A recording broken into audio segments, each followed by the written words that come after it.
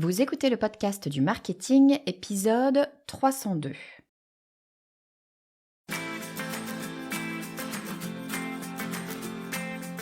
Bonjour et bienvenue. Je suis Estelle Ballot et je suis ravie de vous recevoir sur le podcast du marketing. À chaque épisode, je vous propose d'analyser les techniques marketing qui marchent, pas à pas et très concrètement, pour développer votre activité. Le marketing, ça a longtemps été une course. C'est une course aux clics, c'est une course aux leads, aux impressions, c'est une course aux followers. On a voulu toujours aller vite, on a voulu aller très très vite, on a toujours plus de contenu, de campagnes, de messages. Sauf que cette logique de croissance un peu infinie comme ça, elle montre ses limites. Les audiences sont saturées, la confiance commence à franchement s'éroder, puis les budgets s'épuisent parce que, à force, on n'a plus d'argent. La question que je me pose en ce moment, c'est est-ce que le véritable enjeu, c'est pas d'aller plus vite, mais d'aller mieux? Est-ce qu'on ferait pas mieux de regarder une efficacité durable, une efficacité qui serait basée sur la qualité plutôt que sur la quantité? C'est l'idée du slow marketing. Le slow marketing, c'est une approche du marketing qui est, disons, plus réfléchie, plus respectueuse, qui va privilégier la pertinence à la performance, en tout cas la performance immédiate. Dans cet épisode, je vous propose qu'on explore pourquoi le toujours plus, ça fonctionne plus. Je vous propose qu'on regarde ce que signifie réellement adopter une démarche de slow marketing et comment est-ce que cette philosophie, elle peut transformer votre manière de penser la croissance. On va parler d'audience qualifiée, de fidélisation, de cohérence et de rentabilité à long terme, parce qu'en marketing aussi, ralentir, c'est pas nécessairement reculer, c'est choisir d'avancer autrement. Bon alors pourquoi est-ce que le toujours plus, ça ne fonctionne plus? Pendant des années, le marketing, il s'est construit sur une idée finalement qui est assez simple. Plus on touche de monde, plus on vend. Cette logique de volume, elle a clairement nourri des stratégies d'acquisition absolument massives qui ont été portées par la publicité en ligne, par les réseaux sociaux et puis aussi par l'automatisation. Les indicateurs de performance, ils sont devenus purement quantitatifs. On regarde le nombre de vues, le taux de clic, le nombre de leads générés, ce genre de choses. Sur le papier, tout semble fonctionner super bien, mais en réalité, c'est une course effrénée qui conduit clairement à une espèce d'essoufflement général. Les audiences, vu qu'elles sont sursollicitées, peu à peu, elles finissent par se désengager. C'est assez logique finalement. À force de recevoir des messages dans tous les sens, on n'y fait plus attention. Le message publicitaire, s'il est partout, il va perdre de sa force. En fait, comme on a une multiplication de contenu dans tous les sens, nous, les consommateurs, on développe une sorte de résistance. On finit par ne plus voir les messages, on finit par s'en lasser. Du coup, le clic, il est plus vraiment synonyme d'intérêt, le like, il garantit plus vraiment l'attention, et en cherchant à capter tout le monde, les marques, elles ont fini par perdre ce qui comptait vraiment, c'est-à-dire des clients qui sont fidèles, qui sont engagés et qui sont vraiment concernés par leur proposition de valeur. Du coup, le toujours plus, il finit par surtout coûter toujours plus cher. Vous avez des budgets d'acquisition qui explosent et puis à l'inverse, vous avez des retours sur investissement qui se cassent la figure et des cycles de conversion qui s'allongent. C'est un modèle intensif qui est en train de s'épuiser parce qu'il épuise les ressources de l'entreprise autant que la confiance des consommateurs. Le constat, pour moi, il est super clair. Quand vous avez trop de messages, la rareté, ça devient un levier. Être pertinent, c'est un vrai avantage compétitif. C'est cette prise de conscience qui, au final, ouvre la voie à une nouvelle approche, celle du slow marketing, celle où la performance, elle va se mesurer à l'impact réel plutôt qu'au volume. Bon alors d'où ça vient cette philosophie du slow marketing? Le slow marketing, il s'inspire d'un mouvement qui est beaucoup plus large, qui est né bien avant lui, qui n'a rien à voir en fait avec le marketing en soi, c'est la tendance du slow qui est initiée d'abord avec la slow food dans les années 80. Donc vous voyez que ça date. En fait, avec la société de consommation, vous avez une vitesse qui est imposée et une standardisation qui est imposée. Ce mouvement du slow, il prône un retour à la qualité, à la conscience et au respect du temps. Alors le marketing, qu'est-ce qu'il en fait? Il s'est un petit peu emparé de cette philosophie pour remettre du sens, de la réflexion et de l'humain dans ses propres pratiques. Concrètement, le slow marketing, ça repose sur des principes qui sont assez simples et essentiels. D'abord, la pertinence. Il vaut mieux parler à moins de personnes, mais de parler à celles qui comptent vraiment. Ensuite, la cohérence. Vous dites moins, mais vous dites les mots justes dans le respect de la promesse de la marque. Et enfin, la durabilité, c'est-à-dire construire une relation qui va s'inscrire dans le temps plutôt qu'une succession d'actions super éphémères. Donc cette approche, elle va pas chercher à ralentir pour le plaisir de ralentir, elle cherche à ralentir pour mieux choisir.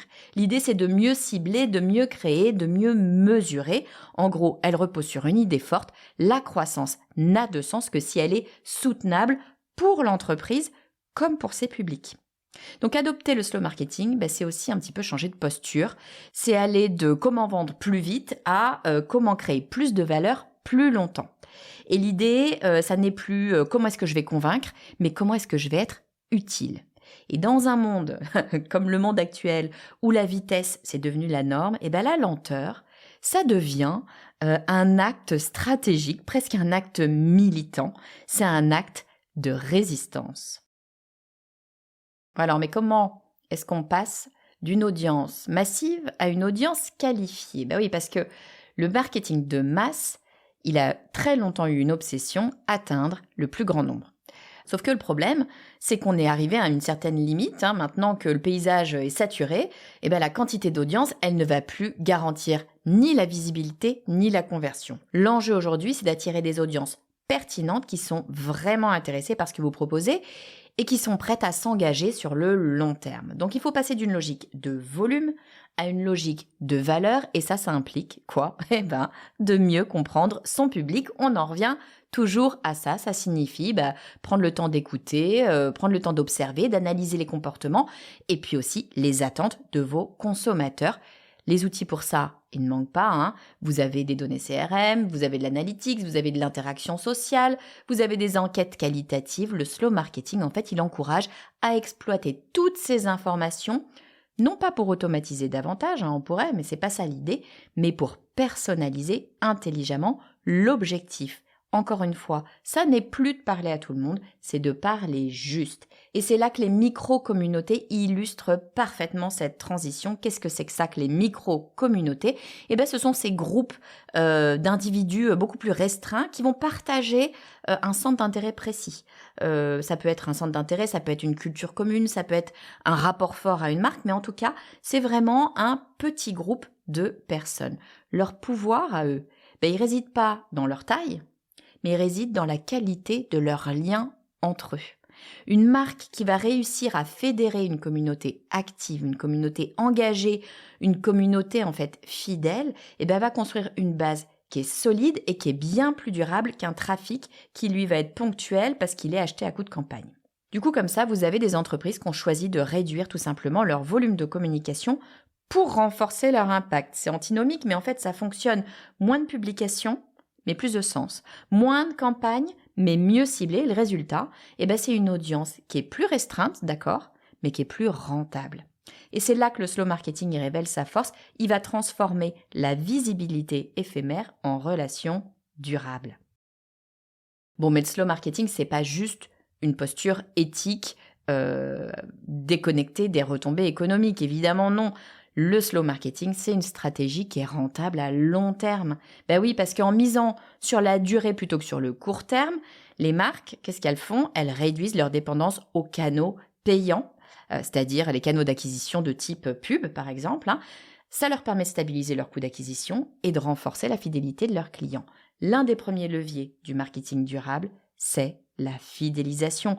On le sait, ça coûte en moyenne 5 fois plus cher d'acquérir un nouveau client que d'en conserver un. Sauf que la majorité des entreprises continuent, on le dit depuis toujours, mais la réalité est là, la majorité des entreprises continuent de consacrer la majeure partie de leur budget à l'acquisition.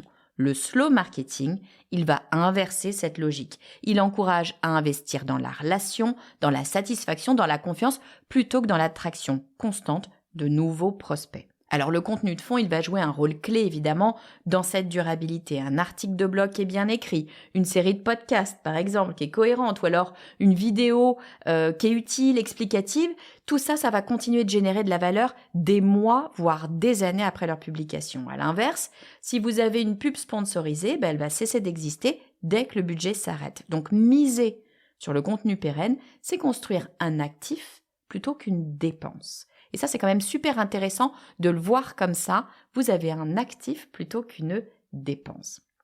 Et puis dernière chose, la cohérence de marque, ça devient un facteur déterminant. Vu que tout se voit et que tout se commente, la constance dans le message, les valeurs et l'expérience vécue, ça crée un sentiment de confiance. Et cette confiance, une fois qu'elle est installée, elle agit comme un amortisseur dans les périodes d'incertitude. Et des périodes d'incertitude, au moment où j'enregistre cet épisode, on en a quelques-unes, notamment politiques. Et évidemment, ça joue sur l'économique. Donc, les périodes d'incertitude, ça fait partie de la vie de l'entreprise, ça fait partie de l'actualité du moment. Il est important d'avoir dans nos stratégies ces éléments qui vont permettre d'amortir toutes ces périodes. Le marketing durable, du coup, c'est pas un marketing plus lent dans ses résultats, c'est un marketing qui est plus solide. Bon alors, ok, comment on fait pour créer cette transition vers le slow marketing? Parce que passer d'un marketing intensif au slow marketing, évidemment, ça ne se fait pas du jour au lendemain.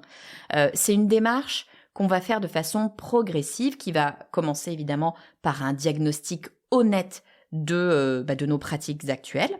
On va se poser la question de quelles sont les actions qui génèrent le plus de valeur et quelles sont les actions qui en fait ne sont là que pour alimenter une espèce de bruit ambiant. Cette première étape, elle va permettre d'identifier les zones de trop, c'est-à-dire trop de campagnes, trop de messages, trop de données qui ne sont pas exploitées. Une fois que ce tri a été fait, la clé, c'est de repenser ces indicateurs de performance. Le slow marketing, il ne va pas mesurer le succès en volume, mais encore une fois, en pertinence. Donc, plutôt que de se concentrer sur, par exemple, le nombre de leads ou le nombre de vues, là, ce qu'on va faire, c'est observer la qualité des interactions, le taux de rétention, le niveau d'engagement ou alors la satisfaction client. Ce genre d'éléments-là, ce sont des indicateurs qui vont traduire une valeur plus profonde, plus durable et surtout plus alignée avec des objectifs réels de l'entreprise. Bon, mais vient ensuite la mise en œuvre concrète. Ça passe souvent par une réduction volontaire du rythme de communication. C'est-à-dire qu'on va publier moins, mais mieux, et on va se concentrer sur des formats qui vont apporter vraiment de la valeur plutôt que de suivre des tendances qui en fait sont assez éphémères. C'est le moment d'investir dans la formation des équipes pour encourager la réflexion stratégique plutôt que la production à la chaîne. Et puis enfin, la transition vers le slow marketing, ça suppose une culture d'entreprise qui est orientée long terme, parce qu'évidemment, le slow marketing, ça va pas se faire en un claquement de doigts. Les dirigeants doivent incarner cette vision, ils doivent accepter de renoncer à certains gains immédiats pour construire une performance plus stable. Ralentir, ça n'est pas reculer, c'est se donner le temps d'ancrer sa marque dans une relation plus sincère et plus rentable. Bon, mais ça suppose une sorte de nouveau contrat entre les marques et les audiences. Le slow marketing, ça dépasse la simple stratégie. Ça propose une nouvelle manière de voir la relation entre les marques et leurs audiences. Cette relation, elle est fondée sur la confiance, sur la transparence et puis sur la réciprocité. Ce qu'il faut comprendre, c'est que les consommateurs, ils ont plus de choix qu'avant, ils ont plus de pouvoir et ils ont plus d'informations qu'ils n'en ont jamais eu. Cette confiance, ça devient un actif qui est inestimable. Les marques qui vont adopter le slow marketing, en fait, elles choisissent la conversation plutôt que la conversion. Ça, c'est quand même vraiment ultra important à intégrer. Elles préfèrent le dialogue, l'écoute et la co-construction. En gros, elles cherchent plus à pousser un message, mais plutôt à créer un espace d'échange où l'audience, elle va se sentir vraiment reconnue et respectée. Ça implique d'accepter que la communication elle soit plus à sens unique. Ça implique que les clients ils deviennent des partenaires, des ambassadeurs, parfois même des co-créateurs. Mais là, on touche du doigt quelque chose qui donne énormément de pouvoir à la marque parce qu'elle fait participer son audience. Bon, et ce contrat, il repose aussi sur la transparence. Ça veut dire ce qu'on fait, expliquer pourquoi on le fait, reconnaître ses erreurs. C'est un peu le building public qu'on voit de plus en plus sur les réseaux sociaux. Tout se sait Et du coup, la sincérité, ça devient un véritable avantage compétitif, quelque chose même qui est demandé par l'audience parce que, on va se sentir plus concerné. Les consommateurs, ils ne veulent pas des marques parfaites, ils veulent des marques honnêtes auxquelles ils peuvent, se rattacher, se reconnaître finalement. Du coup, qu'est-ce qu'on a ? On a un slow marketing qui replace l'humain au centre. Il va valoriser la qualité du lien, la cohérence des engagements et puis la responsabilité des entreprises. C'est plus seulement une question d'efficacité, c'est une question de sens. Et le futur du marketing, à mon avis, il ne sera pas nécessairement lent, mais il sera plus réfléchi. Il sera mesuré, il sera durable et il sera profondément humain, même et surtout à l'heure de l'IA. En d'autres termes, à mon avis, l'avenir du marketing, il sera slow. Alors pour conclure, le slow marketing, c'est pas une tendance de plus dans le paysage merveilleux du marketing. Le slow marketing, pour moi, c'est un véritable changement de posture. Vous avez d'un côté une surenchère de vitesse, de volume, notamment avec l'IA, des créations dans tous les sens. Le slow marketing, il va proposer une alternative qui est fondée sur la qualité, la pertinence et la durabilité. On a vu que le modèle du toujours plus, à un moment donné, il atteint ses limites parce qu'il épuise les ressources, il fatigue les audiences et puis il fragilise les marques au final. Alors que le slow marketing, lui, il invite à ralentir pour mieux comprendre, pour mieux choisir et en fait, pour mieux agir. Il repose sur des principes simples, mais à mon avis, super puissants, qui sont parler moins, mais parler juste, viser moins de monde, mais mieux le servir, chercher moins de croissance immédiate, mais plus de valeur à long terme. Donc adopter cette approche, c'est accepter de redéfinir le succès. C'est un peu là qu'est toute la difficulté, en tout cas de convaincre les boards et de convaincre parfois les directeurs marketing. C'est plus la taille de votre base de contact qui compte, c'est la qualité de vos relations. C'est plus le rythme de vos publications, c'est la résonance de vos messages. Et ça, c'est une démarche qui est exigeante, mais en revanche qui est profondément rentable parce qu'elle va construire des fondations solides sur le long terme. Alors posez-vous une question. Est-ce que votre marketing, il n'irait pas trop vite ? Si la réponse est oui, il est peut-être temps de lever le pied, de ralentir pour réfléchir, d'écouter, d'ajuster. Parce qu'à mon avis, c'est dans ce temps retrouvé que se construit la vraie performance, parce qu'en marketing aussi, acquérir moins, c'est souvent acquérir mieux.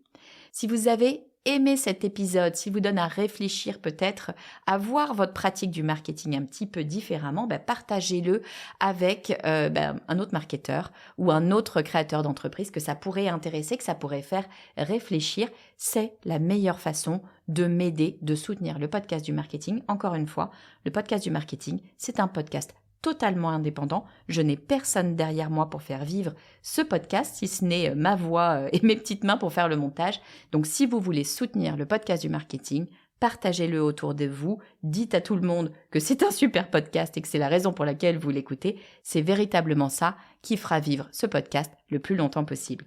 Je vous dis à très vite.